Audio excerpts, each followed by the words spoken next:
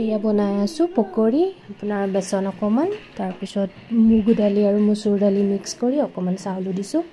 paste কৰি লম পিয়াজ আৰু জলকীয়া কাটি ললোঁ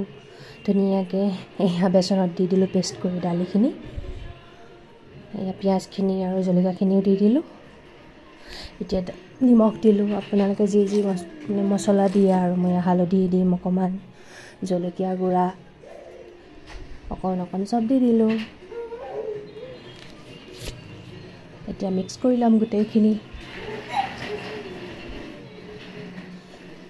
এয়া পানী দি পৰা মিক্স কৰি আছোঁ লাহে লাহে এয়া হৈ গ'ল মিক্স কৰি ল'লোঁ গোটেইখিনি এতিয়া এয়া তেল দিলোঁ এইপিনে তেল গৰম হৈ আছে এয়া পকৰি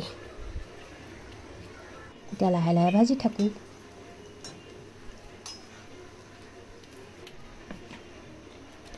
হৈছেহি আৰু লাহে লাহে অকমানকৈ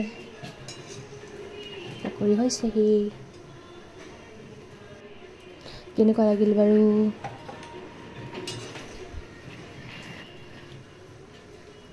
এয়া আকৌ দিলোঁ